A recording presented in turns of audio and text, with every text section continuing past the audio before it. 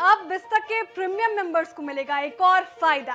रोज सुबह 10 बजे कमाई वाला ऑप्शन बिस्तक के कम्युनिटी पोस्ट पर। तो हो जाइए तैयार, क्योंकि जो यहाँ है वो कहीं और नहीं मिलेगा। और हाँ, अगर आपने अभी तक ज्वाइन नहीं किया है तो ज्वाइन कीजिए YouTube पर बिस्तक प्रीमियम मेंबरशिप। देश में इलेक्ट्रिक गाड़ियों की क्रांति पर क्या ब्रेक लग गया है? खासतौर पर इलेक्ट्रिक टू व्हीलर्स को लेकर ये सवाल कम से कम इन दिनों पूछे जा ही रहे हैं। इसका अंदाजा इलेक्ट्रिक दुपहिया गाड़ियों की बिक्री के आंकड़ों से लगाया जा रहा है। मई तक जहां बिजली वाली दुपहिया गाड़ियां रॉकेट की रफ्तार से बिक रही थीं, उन पर जून में आकर इमरजेंसी ब्रेक जैसे लग गया हो। जून में इलेक्ट्रिक स्कूटरों और बाइक्स की बिक्री में भारी गिरावट आ गई है और इसने इन गाड़ियों को बनाने वाली कंपनियों के माथे पर भी पसीना ला दिया है। जून में बिजली वाली दोपहिया गाड़ियों की बिक्री घटकर आधी से भी कम रह गई है।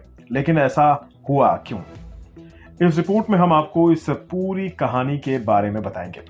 असल में बिजली वाली दोपहिया गाड़ियों, जिनमें ओला, एथर, हीरो और टीवीएस जैसे बड़े ब्रांड मौजूद हैं, उन पर सरकार का एक फैसला भारी पड़ गया है। केंद्र सरकार ने बीते महीने इलेक्ट्रिक टू व्हीलर्स पर मिलने वाली सब्सिडी में बड़ी कटौती कर दी और ये कटौती 1 जून 2023 से लागू हो गई।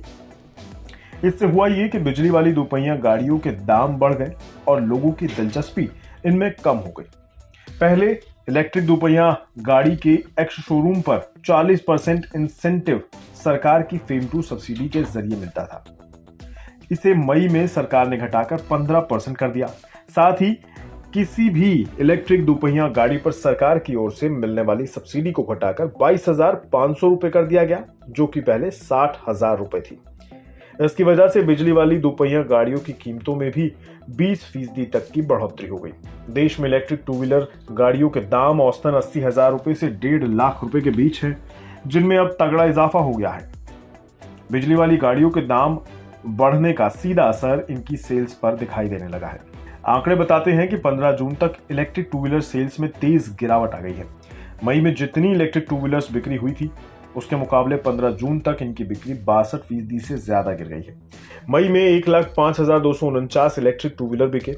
इनका डेली औसत 3,395 व्हीकल बैठता है। दूसरी ओर 15 जून तक महज 19,066 बिजली वाली दोपहिया गाड़ियां बिकी हैं और इनका डेली एवरेज 1,271 बैठता है।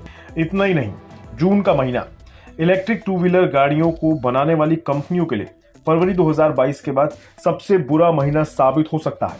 उस वक्त महज 29,000 टू व्हीलर ईवी रजिस्टर्ड हुए थे। दूसरी तरफ मई 2023 इलेक्ट्रिक टू व्हीलर्स के लिए अभी तक सबसे शानदार रहा है। अप्रैल के मुकाबले मई में 57% ज्यादा ईवी बिकी हैं।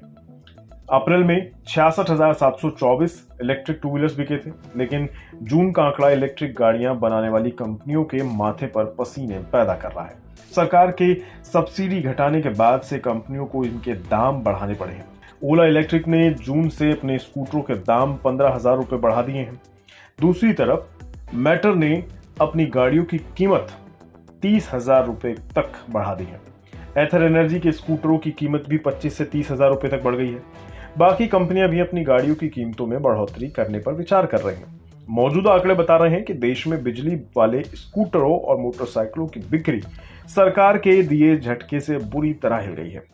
पहले से इस बात की आशंका जताई जा रही थी कि सरकार के सब्सिडी घटाने या खत्म करने के बाद क्या बिजली वाली गाड़ियों की क्रांति देश में टिकी रह पाएगी। और अब ऐसा लग रहा है कि सरकार का दिया झटका वाकई इलेक्ट्रिक टू व्हीलर कंपनियों पर भारी पड़ता दिखाई दे रहा है।